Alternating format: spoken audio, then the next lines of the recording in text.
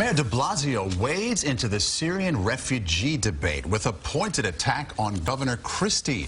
Meantime, Republicans are trying to prevent the White House from allowing refugees to enter the country. CBS 2 political reporter Kramer has the story now, new at 5.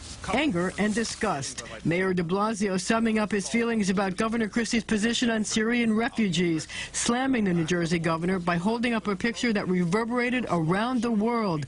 A soldier carrying the lifeless body of a Syrian toddler who drowned as his family fled for freedom. I'd like to know what Governor Christie says about this.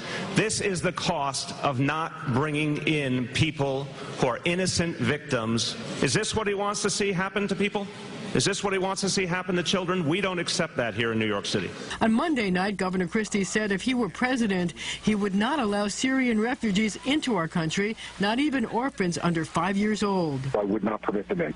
We need to put the safety and security of the American people first. The mayor, echoing his political nemesis Governor Cuomo on this one, reminding Christie of the Statue of Liberty that stands in the harbor between New York and New Jersey. I find it absolutely hypocritical for anyone to say, let us shut our borders. But Team Christie was monumentally unmoved, referring reporters to this tweet from the governor. At Bill de Blasio, wouldn't expect anything less from a liberal politician who is more interested in making headlines than protecting the people. Meanwhile, House Republicans pushed legislation to change the Obama administration's program to allow up to 10,000 refugees into the country. Remember, ISIS, in their own words, said we want to exploit the refugee process to infiltrate the West. The president called the bill offensive. They're victims of this terrorism. Apparently, they're scared of widows and orphans coming into the United States of America as part of our tradition of compassion.